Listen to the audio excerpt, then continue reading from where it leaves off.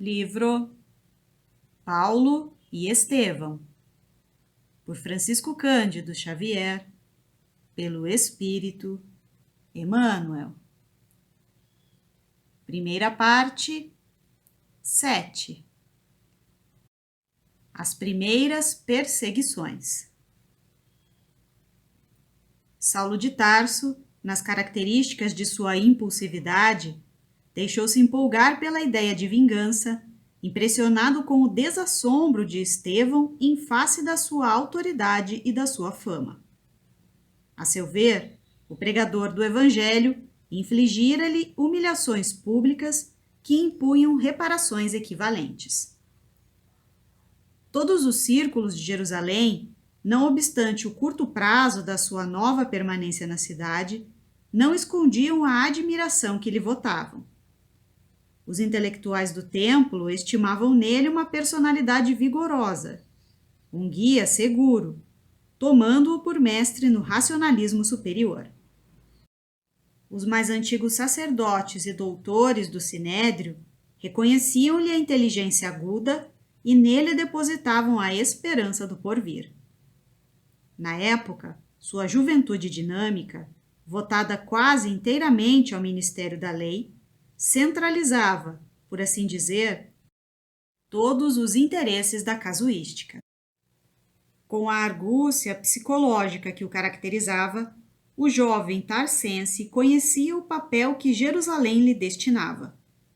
Assim, as controvérsias de Estevão doíam-lhe nas fibras mais sensíveis do coração.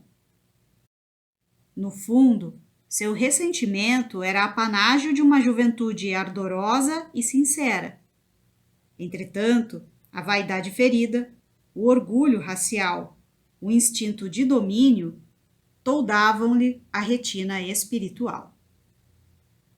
No âmago das suas reflexões, odiava agora aquele Cristo crucificado, porque detestava a Estevão, considerando então como perigoso inimigo. Não poderia tolerar qualquer expressão daquela doutrina, aparentemente simples, mas que vinha a abalar o fundamento dos princípios estabelecidos.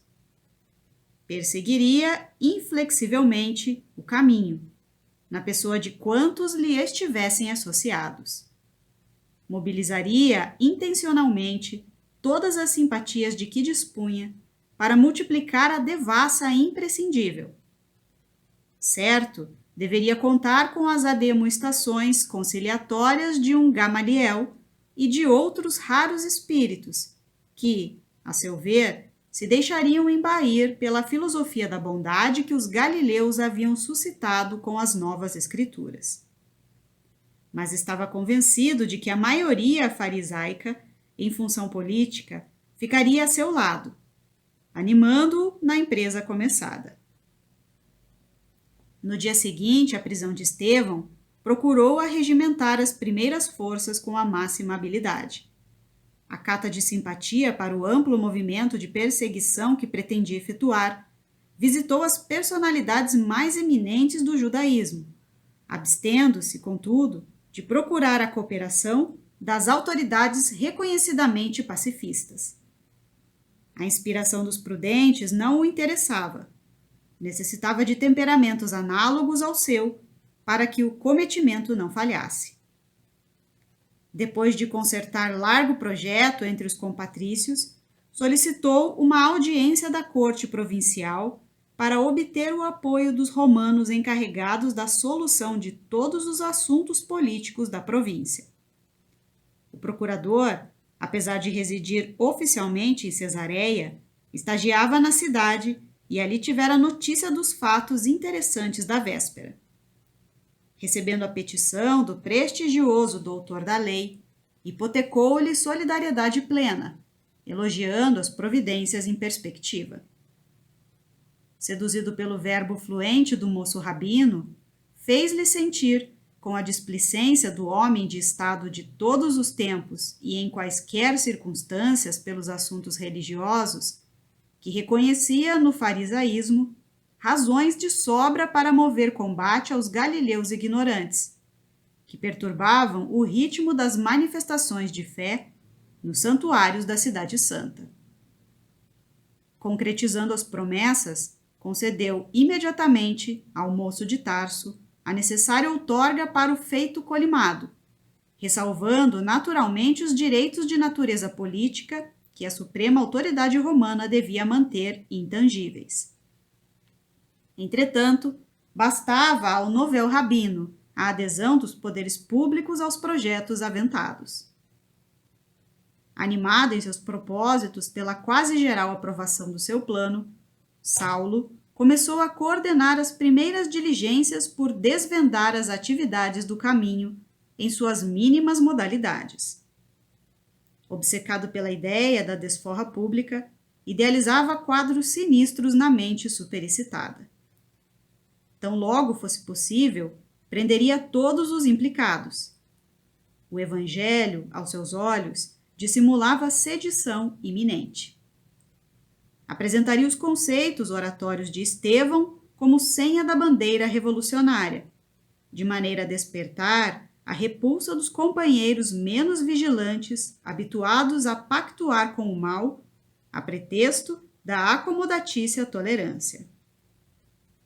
Combinaria os textos da lei de Moisés e dos escritos sagrados para justificar que se deveria conduzir os desertores dos princípios da raça até a morte.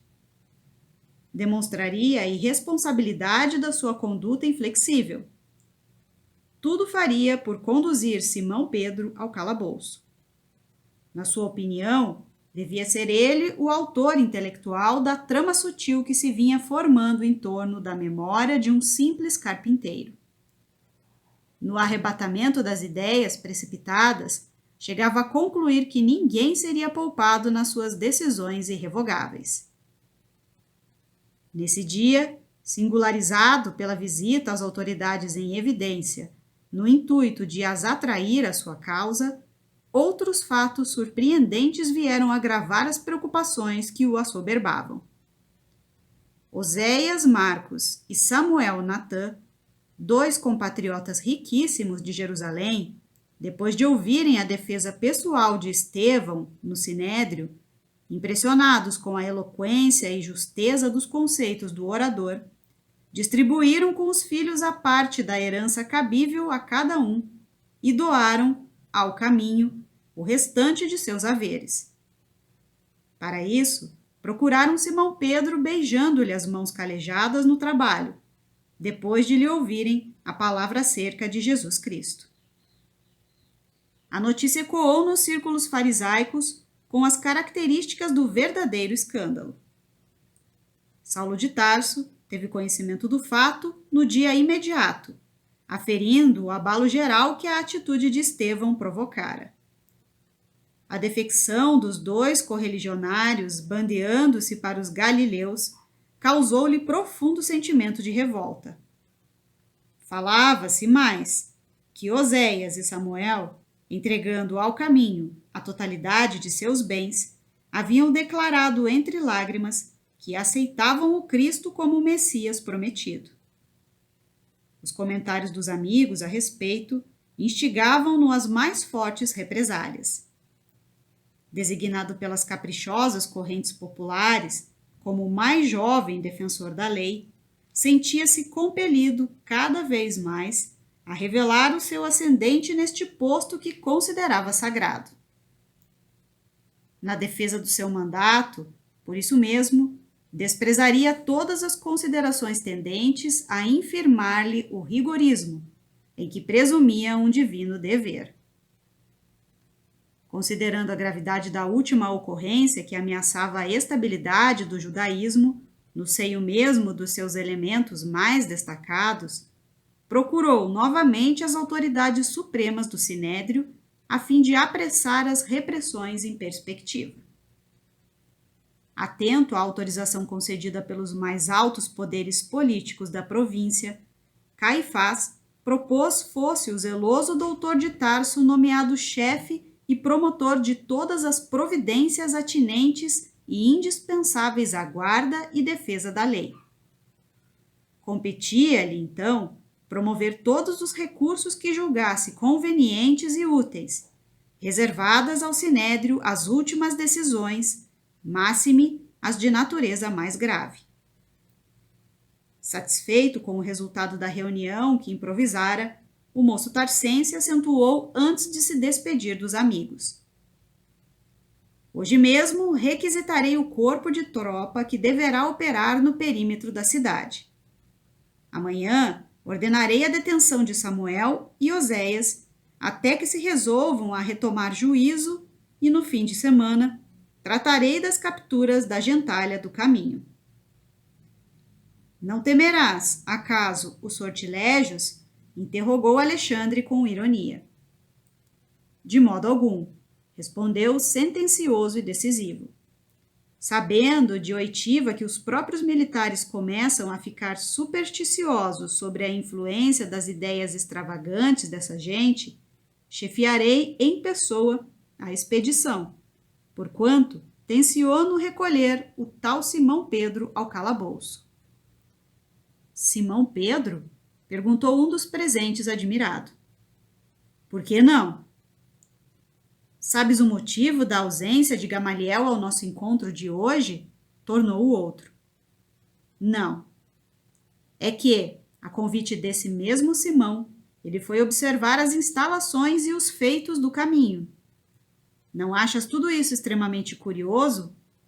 Temos, de maneira geral, a impressão de que o chefe humilde dos galileus, desaprovando a atitude de Estevão perante o sinédrio, deseja recompor a situação, buscando aproximar-se de nossa autoridade administrativa. Quem sabe? Talvez tudo isso seja útil. No mínimo, é bem possível estejamos caminhando para a necessária reharmonização. Saulo mostrava-se mais que surpreso, porque estupefato. Mas, que venha a ser tudo isso? Gamaliel, visitando o caminho, chegou a duvidar da sua integridade mental. Mas sabemos, interveio Alexandre, que o mestre sempre pautou seus atos e pensamentos com a máxima correção. Era justo se negasse a tal convite em consideração a nós outros. Entretanto, se tal não fez, é igualmente preciso não desacatemos a deliberação tomada, certo, com a nobreza de objetivos que sempre o inspirou.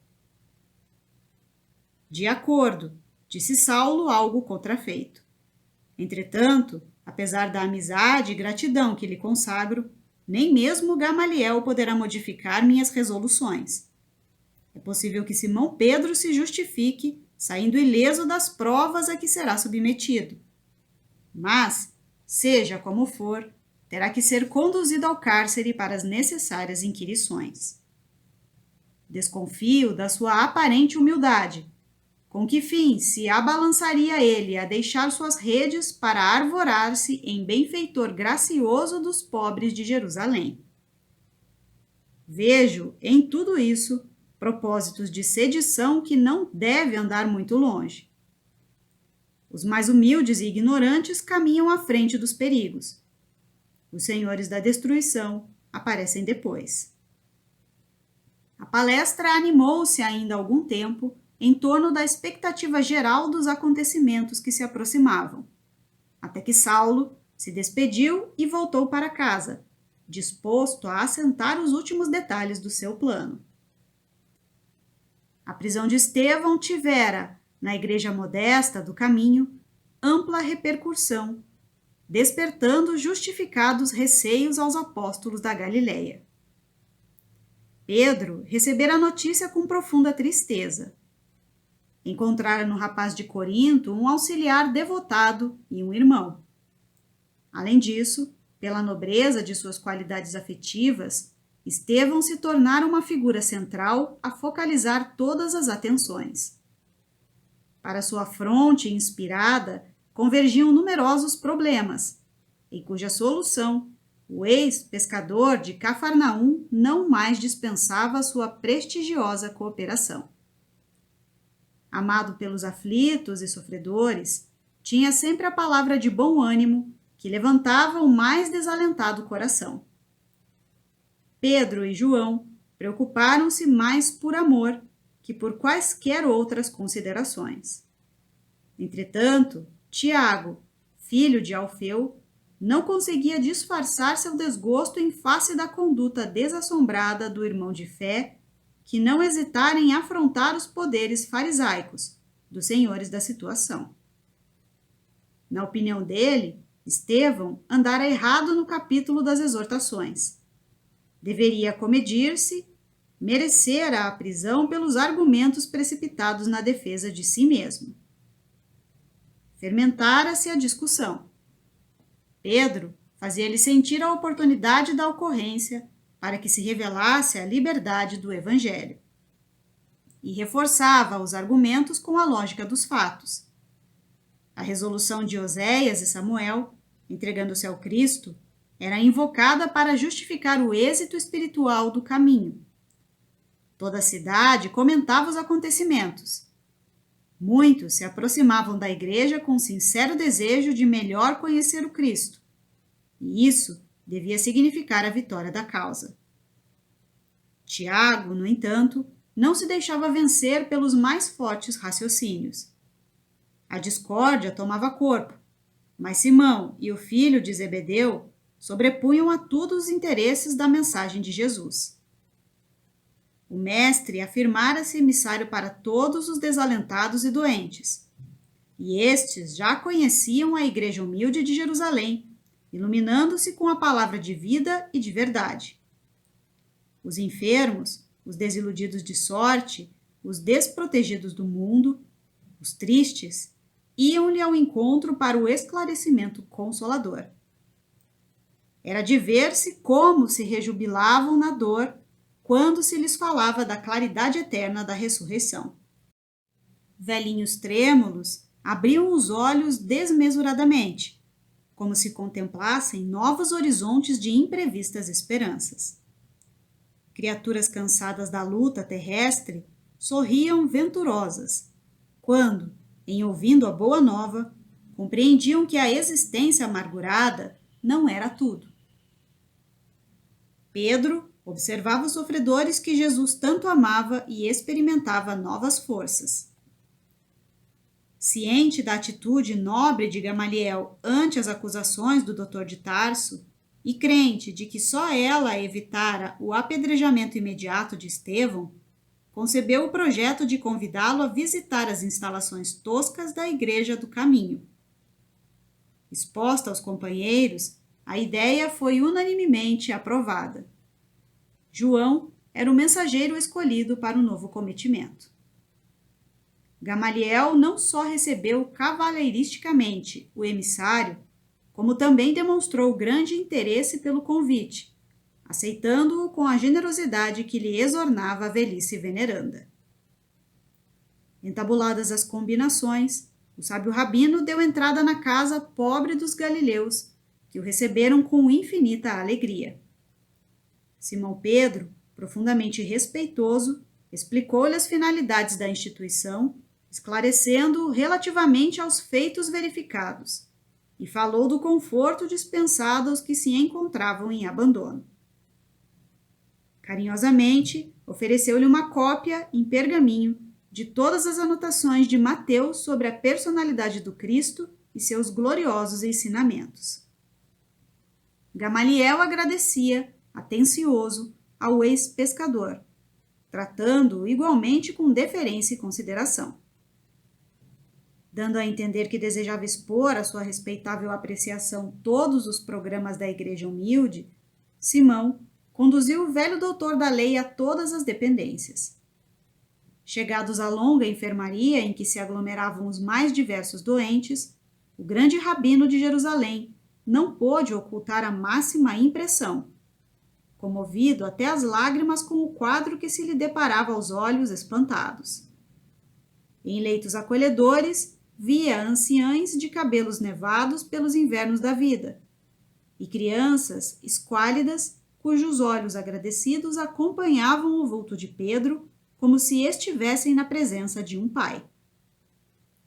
Não dera ainda 10 passos em torno dos móveis singelos e limpos, quando estacou à frente de um velhinho de miserável aspecto. Imobilizado pela enfermidade que o prostrara, o pobre enfermo pareceu reconhecê-lo igualmente. E o diálogo se travou sem preâmbulos. Samônio, tu aqui? Interrogou Gamaliel admirado. Pois será possível que abandonasses Cesareia? Ah, sois vós, senhor, respondeu o interpelado com uma lágrima no canto dos olhos. Ainda bem que um dos meus compatrícios e amigos chegou a observar minha grande miséria. O pranto embargou-lhe a voz, impedindo-o de continuar. Mas os teus filhos e os parentes, na posse de quem estão tuas propriedades da Samaria? Perguntava o velho mestre perplexo. Não chores, Deus tem sempre muito para nos dar. Decorrida a longa pausa em que Samônio pareceu coordenar as ideias para explicar-se, conseguiu limpar as lágrimas e prosseguir. Ah, Senhor, como Jobe, vi meu corpo apodrecer entre os confortos de minha casa. Jeová, em sua sabedoria, reservava-me longas provanças. Denunciado como leproso, em vão solicitei socorro dos filhos que o Criador me concedeu na mocidade. Todos me abandonaram. Os familiares deram-se pressa em partir, deixando-me sozinho. Os amigos que se banqueteavam comigo, em Cesareia, fugiram sem que pudesse ver. Fiquei só e desamparado. Um dia, para a suprema desesperação da minha desdita, os executores da justiça procuraram-me para notificar a sentença cruel. Combinados entre si, a conselho da iniquidade, meus filhos destituíram-me de todos os bens, assenhorearam-se de minhas posses e dos títulos em dinheiro, que representavam a esperança de uma velhice honesta.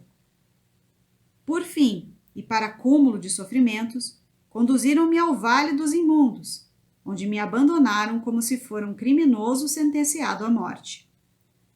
Senti tanto abandono e tanta fome, experimentei tamanhas necessidades, talvez pela minha vida passada no trabalho e no conforto, que fugi do Vale dos Leprosos, fazendo longa jornada a pé, esperançoso de encontrar em Jerusalém as amizades valiosas de outrora. Ouvindo o relato doloroso, o velho mestre tinha os olhos úmidos. Conhecera Samônio nos dias mais felizes de sua vida. Homenageado em sua residência, de passagem por Cesareia, espantava-se agora daquela angustiosa indigência. Depois de pequeno interregno em que o doente procurava enxugar o suor e as lágrimas, com voz pausada continuou. Empreendi a viagem, mas tudo conspirou contra mim. Em breve, os pés chagados não podiam caminhar. Arrastava-me como podia, cheio de cansaço e sede, quando um carroceiro humilde, apiedado, me colheu e trouxe a esta casa, onde a dor encontra um consolo fraternal. Gamaliel não sabia como externar sua surpresa, tal a emoção que lhe vibrava no íntimo. Pedro igualmente estava sensibilizado. Acostumando-se à prática do bem, sem cogitar jamais dos antecedentes do socorrido, via no caso uma confortadora revelação do amoroso poder do Cristo. O grande rabino estava atônito diante do que ali via e ouvia. Com a sinceridade que lhe era peculiar, não podia dissimular sua amizade agradecida ao pobre enfermo, mas, sem recursos para retirá-lo daquele pobre albergue, via-se na contingência de estender seu reconhecimento a Simão Pedro e demais companheiros do ex-pescador de Cafarnaum. Só agora reconhecia que o judaísmo não havia cogitado desses pousos de amor. Encontrando ali o amigo leproso, desejou sinceramente ampará-lo. Mas como?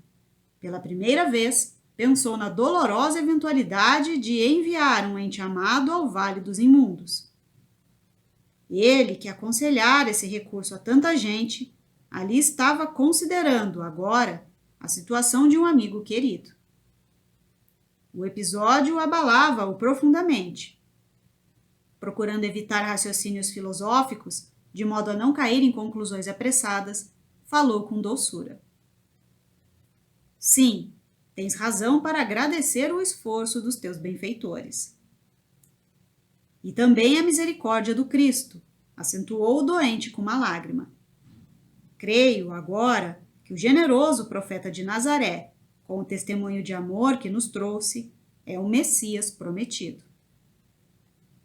O grande doutor compreendeu o êxito da nova doutrina.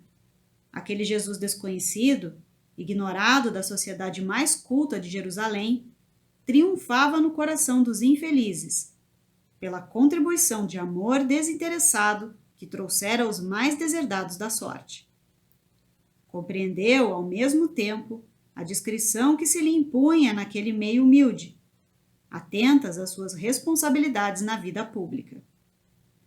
Precisando prosseguir na conversa, por testemunhar o seu altruísmo e piedade, advertiu com um sorriso.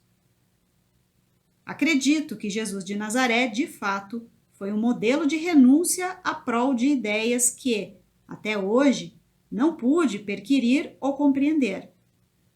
Mas daí a considerá-lo o próprio Messias.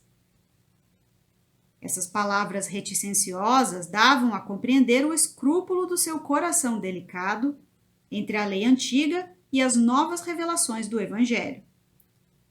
Simão Pedro assim o entendeu, e debalde procurava um meio para desviar a palestra noutro rumo. O próprio Samônio, porém, como tutelado do mestre, foi em auxílio do apóstolo, redarguindo a Gamaliel com observações ponderadas e justas. Se eu estivesse com saúde, plenamente identificado com a família e no gozo dos bens que conquistei com esforço e trabalho, talvez duvidasse também dessa realidade confortadora. Mas estou prostrado, esquecido de todos, e sei quem me deu a mão amiga. Como israelitas, amantes da lei de Moisés, temos esperado um Salvador na pessoa mortal de um príncipe do mundo. Contudo, essa crença há de prevalecer para uma situação passageira. São ilusórios preconceitos, esses que nos levam a induzir uma dominação de forças perecíveis. A enfermidade, porém, é conselheira carinhosa e esclarecida. De que nos valeria um profeta que salvasse o mundo para depois desaparecer entre as misérias anônimas de um corpo apodrecido? Não está escrito que toda iniquidade perecerá? E onde está o príncipe poderoso da terra que domine sem a garantia das armas? O leito de dor é um campo de ensinamentos sublimes e luminosos. Nele, a alma exausta vai estimando no corpo a função de uma túnica. Tudo o que se refere às vestimentas vai perdendo, consequentemente, de importância. Persevera, contudo, a nossa realidade espiritual. Os antigos afirmavam que somos deuses.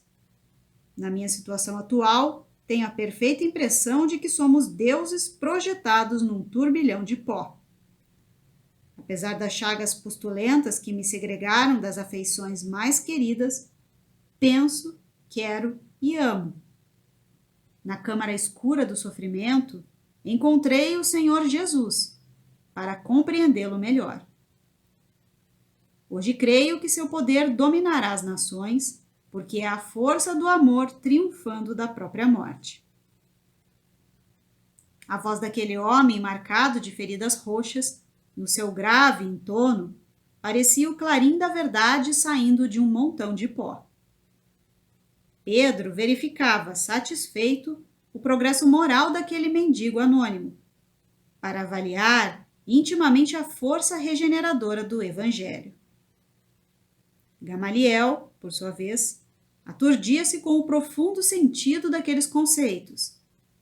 A pregação do Cristo, nos lábios de um doente desamparado, tinha um cunho de beleza misteriosa e singular. Samônio falara no tom de quem tiver experiências diretas de um encontro real com o profeta nazareno. Buscando afastar qualquer possibilidade de controvérsia religiosa, O generoso rabino sorriu e acrescentou: reconheço que falas com muita sabedoria.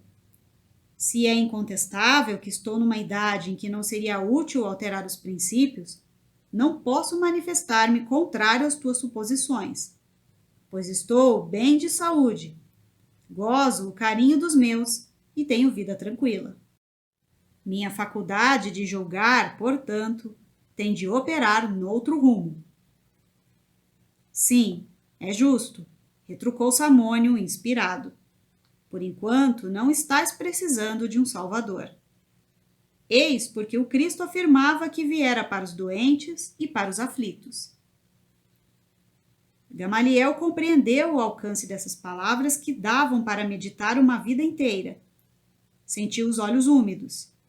A observação de Samônio penetrara-lhe fundo o coração sensível de homem justo. Percebendo, todavia, que necessitava de prudência para não confundir os sentimentos do povo, atento ao cargo oficial que ocupava, esboçou um manso sorriso para o interlocutor, bateu-lhe levemente no ombro e, com um acento de fraternal sinceridade, acentuou: talvez tenhas razão. Estudarei o teu Cristo. E, lembrando o pouco tempo de que dispunha, recomendou o amigo a Simão, despedindo-se num abraço, para acompanhar o apóstolo de Cafarnaum às últimas dependências.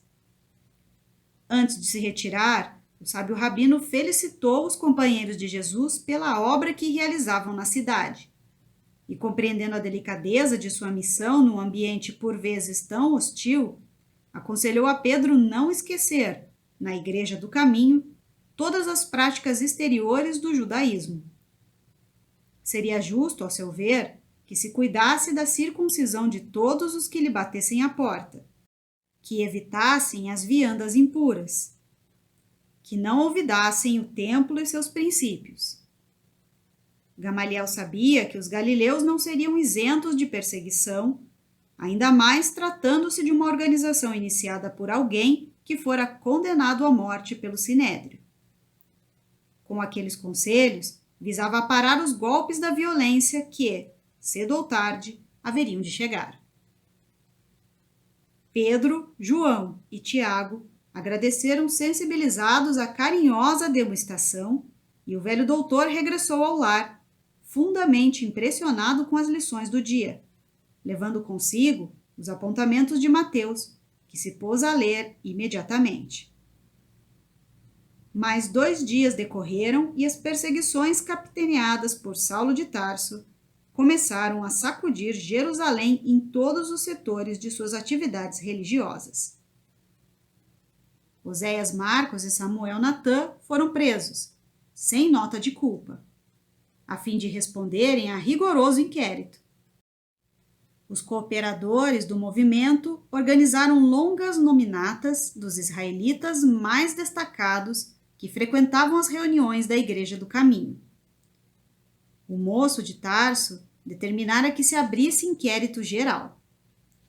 Entretanto, como desejava dar uma demonstração de desassombro aos adversários, julgou que deveria iniciar as prisões de maior importância, depois do encarceramento de Oséias e Samuel, no reduto mesmo dos galileus obscuros, que haviam ousado afrontar a autoridade.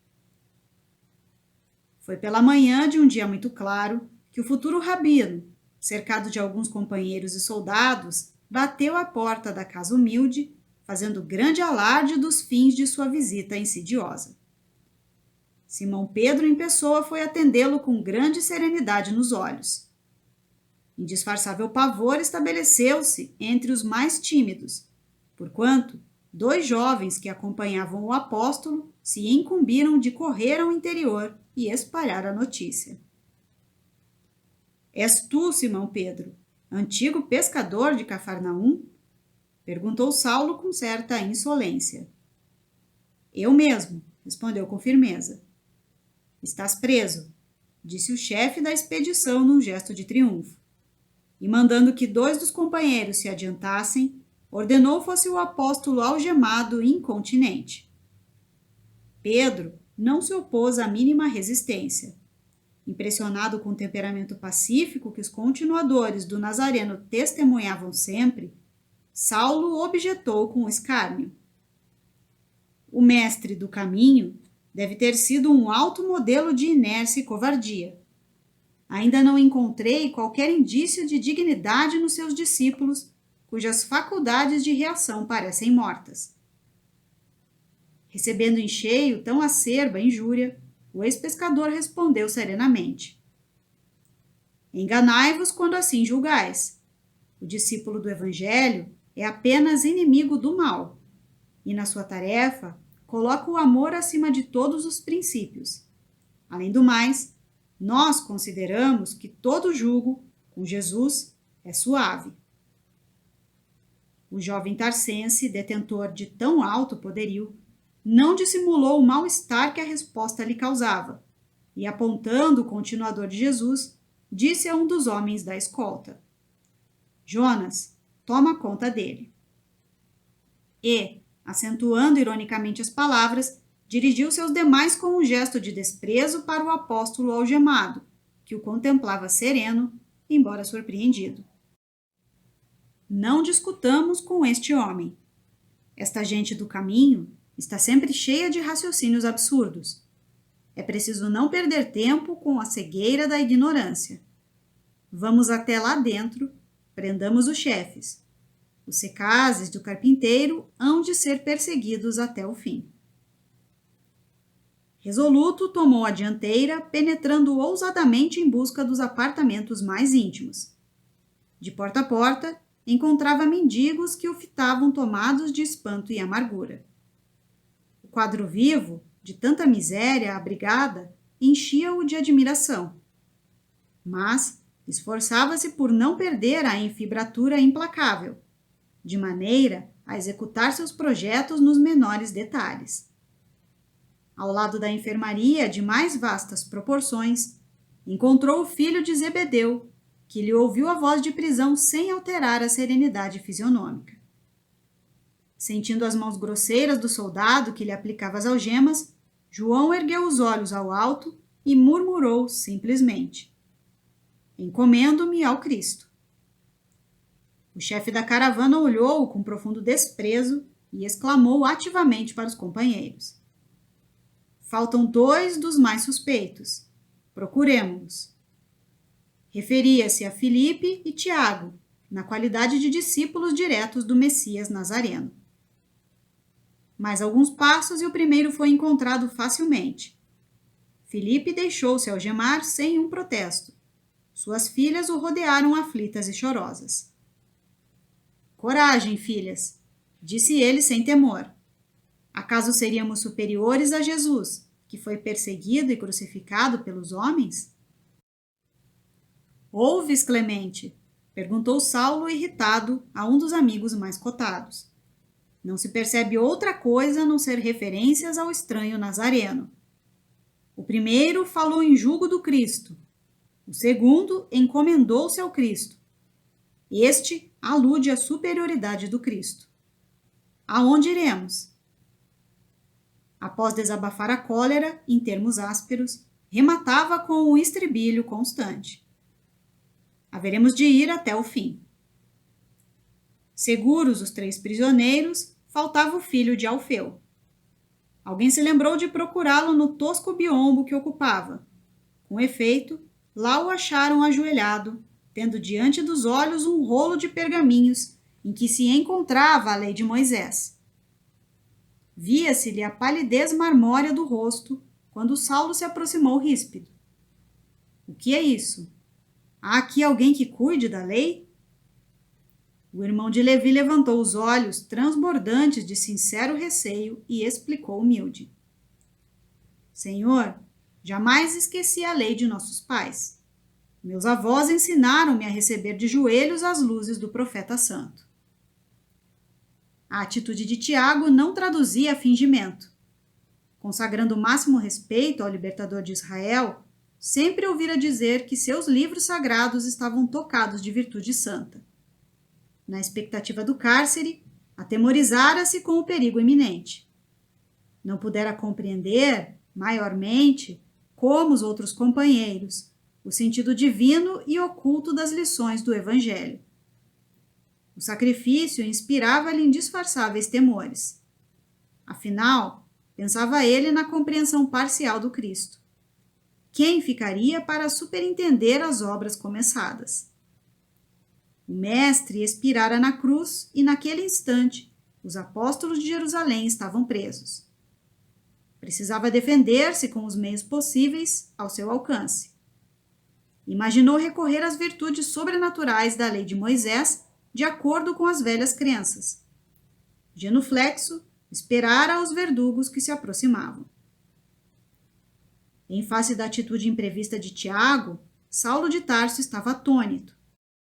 Só os espíritos, profundamente aferrados ao judaísmo, liam, de joelhos, os ensinamentos de Moisés. Em sã consciência, não poderia ordenar a prisão daquele homem. O argumento que justificava sua tarefa perante as autoridades políticas e religiosas de Jerusalém era o combate aos inimigos das tradições. Mas não sois amigo do carpinteiro? Com invejável presença de espírito interpelado, respondeu: Não me consta que a lei nos impeça de ter amigos. Saulo perturbou-se, mas prosseguiu: Mas, que escolheis? A lei ou o evangelho? Qual dos dois aceitais em primeiro lugar? A lei é a primeira revelação divina, disse Tiago com inteligência. Ante a resposta que o desconcertava, de alguma sorte, o moço de Tarso refletiu um momento e acrescentou dirigindo-se aos circunstantes: Está bem, este homem fica em paz. O filho de Alfeu, intimamente satisfeito com o resultado da sua iniciativa, acreditava agora que a lei de Moisés estava tocada de graças vivas e permanentes. A seu ver, fora o código do judaísmo o talismã que o conservava em liberdade. Desde esse dia, o irmão de Levi ia consolidar para sempre suas tendências supersticiosas. O fanatismo que os historiadores do cristianismo encontraram na sua personalidade enigmática teve aí sua origem. Afastando-se do aposento de Tiago, Saulo preparava-se para sair, quando de regresso à portaria para ordenar a partida dos prisioneiros, esbarrou com a cena que mais o haveria de impressionar. Todos os doentes que se podiam arrastar, todos os abrigados capazes de se moverem, cercavam a pessoa de Pedro, chorando comovidamente. Algumas crianças lhe chamavam pai. Anciões trêmulos osculavam-lhe as mãos.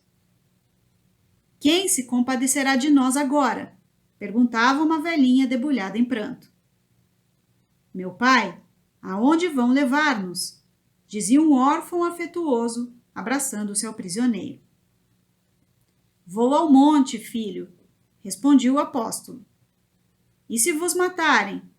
Tornava o pequenino com uma grande interrogação nos olhos azuis. Encontrar-me-ei com o mestre e voltarei com ele, esclarecia Pedro bondosamente. Nesse instante surgia a figura de Saulo, que regressava, contemplando a multidão de aleijados, cegos, leprosos e crianças que entupiam a sala, exclamou irritado: Afastem-se, abram caminho. Alguns recuaram espavoridos, vendo os soldados que se aproximavam, enquanto que os mais resolutos não arredavam passo. Um leproso, que mal se punha em pé, adiantou-se. O velho Samônio, recordando-se do tempo em que podia mandar e ser obedecido, aproximou-se de Saulo com desassombro. Nós precisamos saber para onde vão esses prisioneiros, disse com gravidade. Para trás, exclamou o moço tarsense, esboçando um gesto de repugnância. Será possível que um homem da lei tenha de dar satisfações a um velho imundo? Os guardas armados tentaram adiantar-se para castigar o atrevido. No entanto, a lepra defendia Samônio dos seus ataques. Prevalecendo-se da situação, o antigo proprietário de Cesareia revidou com firmeza.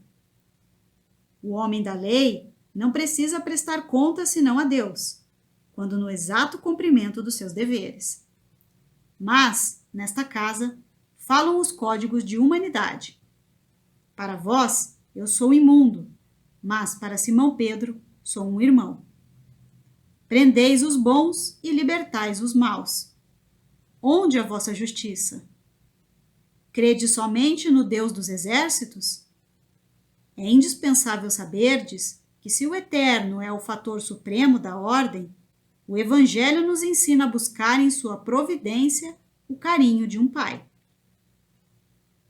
Em ouvindo aquela voz digna, que fluía da miséria e do sofrimento como um apelo de desesperação, Saulo quedara-se admirado. O mendigo, entretanto, depois de longa pausa, prosseguiu resoluto. Onde estão vossas casas de arrimo aos oprimidos da sorte? Quando vos lembrastes de um asilo para os mais infelizes? Enganai-vos se supondes inércia em nossas atitudes. Os fariseus levaram Jesus ao calvário da crucificação, privando os necessitados de sua presença inefável. Por haver praticado bem, Estevão foi metido no cárcere. Agora, o Sinédrio requisita os apóstolos do caminho, retribuindo-lhes a bondade com a escuridão do calabouço. Mas estáis equivocados. Nós, os miseráveis de Jerusalém, haveremos de lutar convosco. De Simão Pedro, nós disputaremos a própria sombra. Se vos negardes a atender nossas súplicas, importa lembrardes que somos leprosos. Envenenaremos vossos poços. Pagareis a perversidade com a saúde e com a vida. Nesse interim, não pôde continuar. Ante a expectação angustiosa de todos, Saulo de Tarso sentenciou ríspido. Cala-te, miserável. Onde estou que te pude ouvir até agora? Nem mais uma palavra. E designando-o a um dos soldados, murmurou com desprezo. Sinésio, dá-lhe 10 bastonadas. É indispensável castigar-lhe a língua insolente e viperina.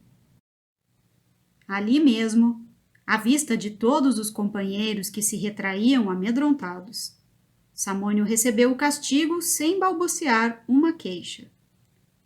Pedro e João tinham os olhos úmidos. Os demais doentes encolhiam-se estarrecidos. Terminada a tarefa, um grande silêncio dominava os corações ansiosos e doloridos. O doutor de Tarso rompeu a expectativa com a ordem de partida a caminho do cárcere. 2 crianças pálidas acercaram-se, então, do ex-pescador de Cafarnaum e perguntaram chorosas. Pai, com quem ficaremos nós? Pedro voltou-se, acabrunhado, e respondeu com ternura. As filhas de Filipe ficarão convosco.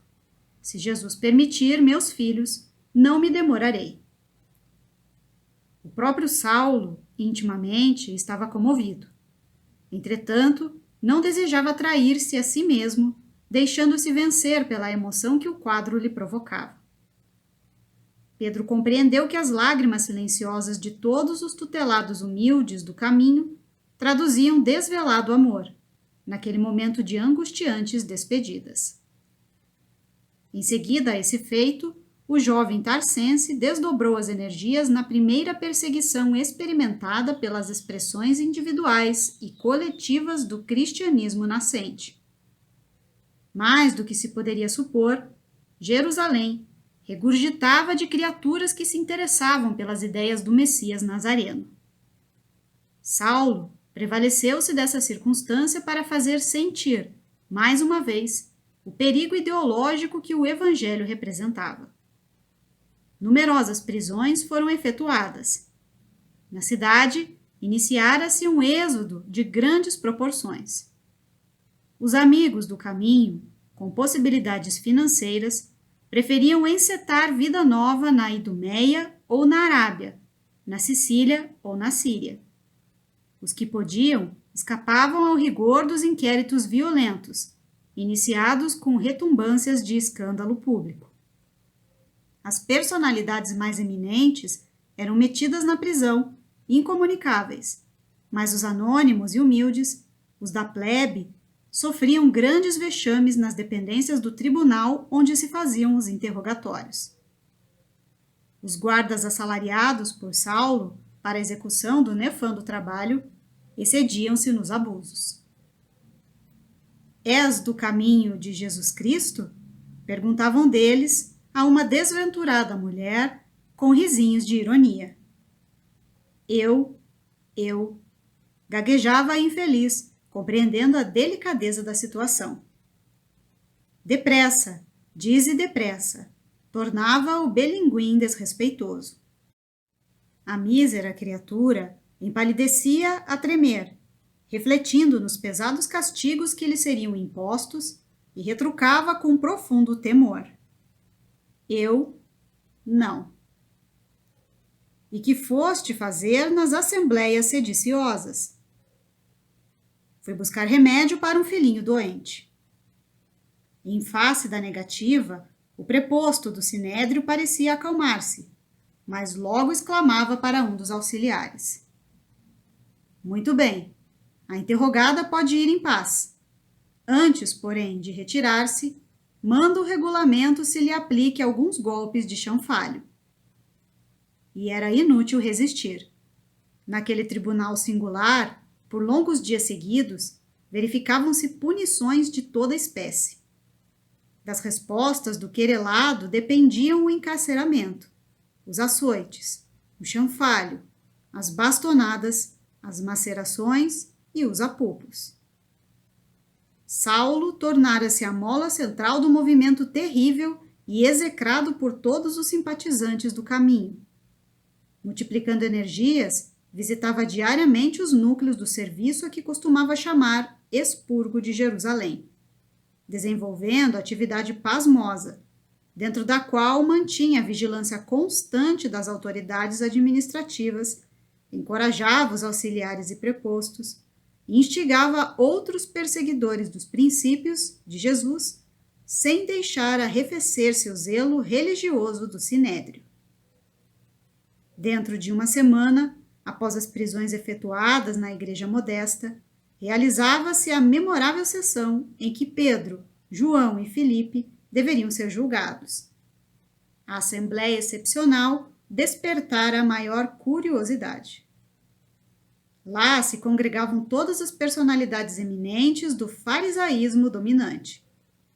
Gamaliel compareceu, dando mostras de profundo abatimento.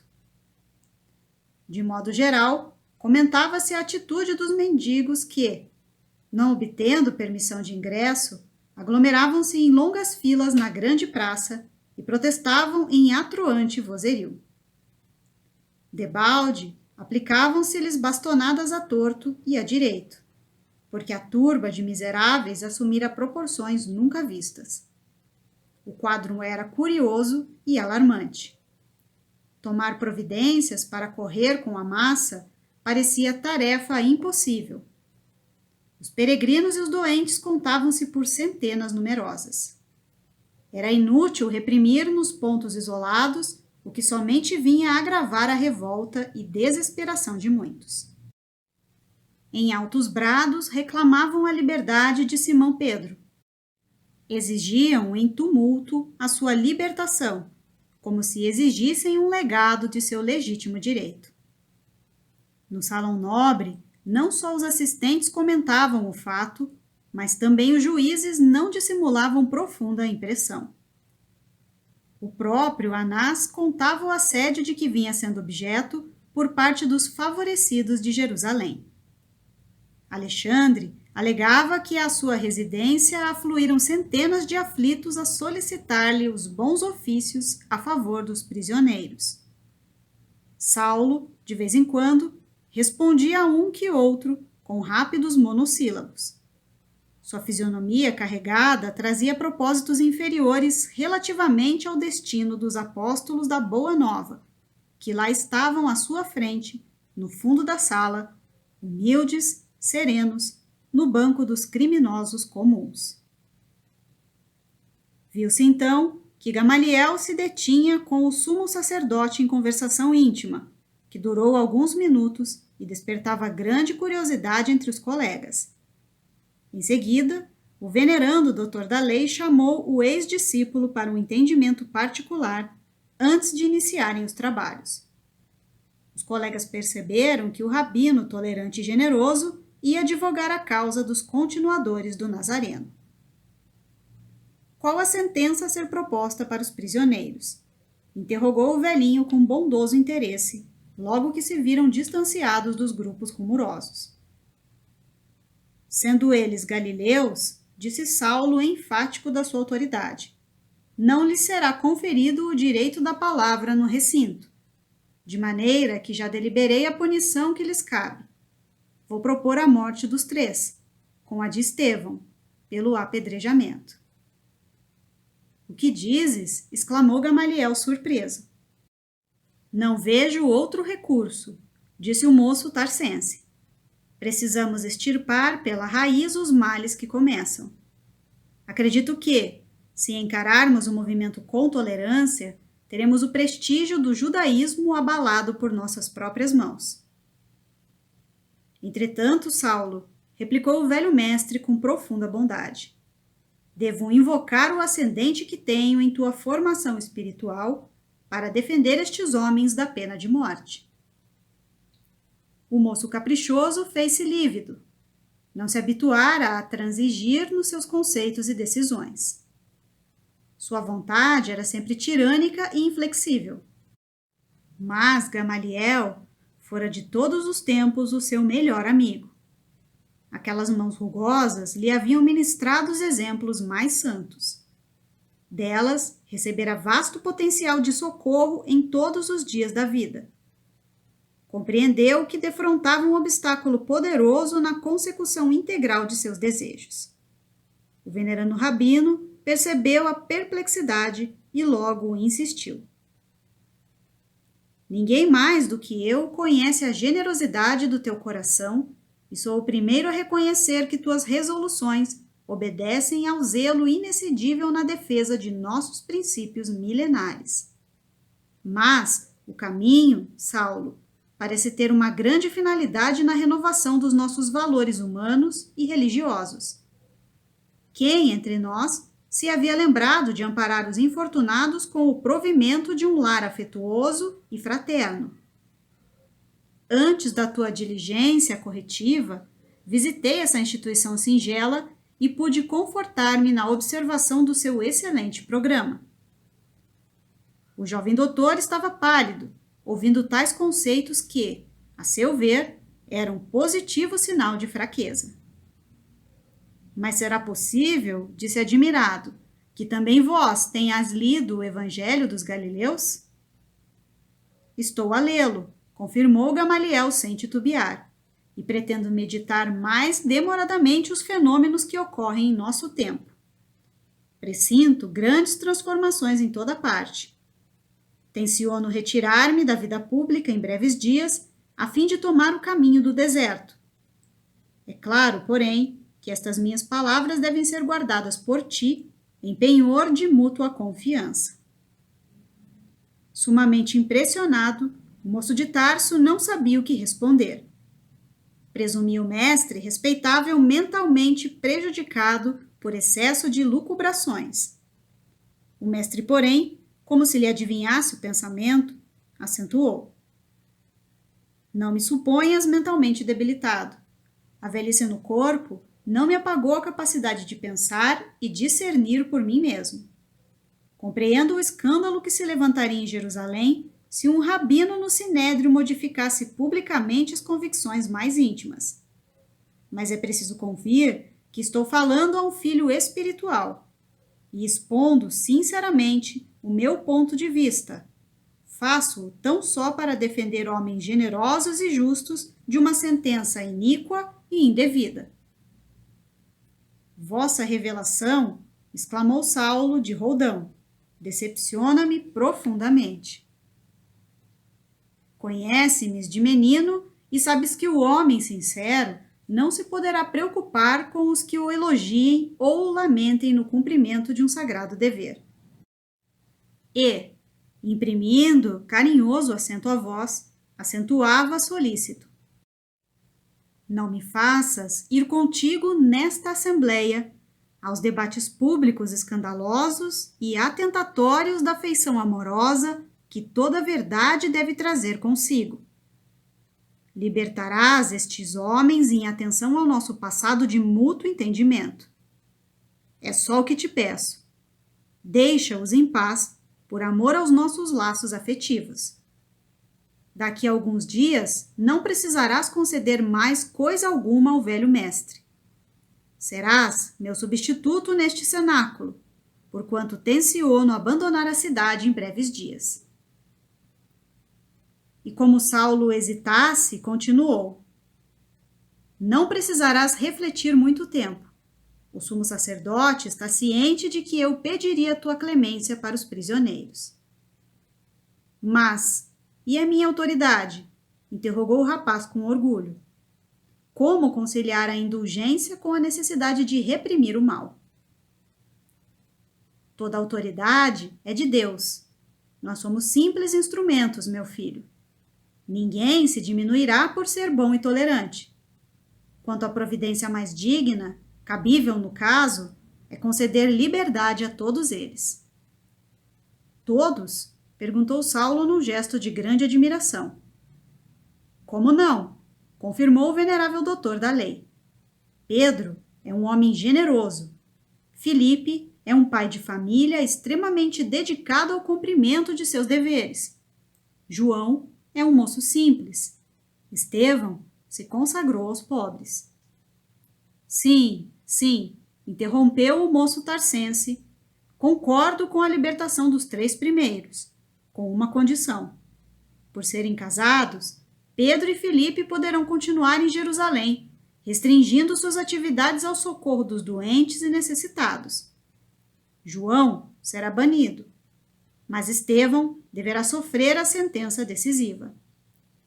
Já propus publicamente a lapidação, e não vejo motivos para transigir, mesmo porque, para escarmento, pelo menos um dos discípulos do carpinteiro deve morrer. Gamaliel compreendeu a força daquela resolução pela veemência das palavras que a traziam. Saulo deixara bem claro que não transigiria quanto ao taumaturgo. O velho rabino não insistiu. Para evitar um escândalo, entendeu que Estevão pagaria com o sacrifício. Aliás, considerando o temperamento voluntarioso do ex-discípulo, a quem a cidade havia conferido atribuições tão vastas, já não era pouco obter clemência para os 3 homens justos, consagrados ao bem comum. Compreendo a situação, aceituou o respeitável rabino. Pois bem, seja assim. E com um sorriso de bondade deixou o moço algo preocupado e perplexo. Daí a instantes, com surpresa geral da assembleia, Saulo de Tarso, da tribuna, propunha a libertação de Pedro e Filipe, o banimento de João, e reiterava o pedido de apedrejamento para Estevão, por considerá-lo o mais perigoso dos elementos do caminho. As autoridades do Sinédrio, apreciando os alvitres com satisfação, por saberem que a medida agradaria a turba numerosa, afirmaram seu unânime consentimento, e a morte de Estevão foi aprazada para 1 semana depois, convidando Saulo, os amigos, para a triste cerimônia pública a que ele próprio haveria de presidir.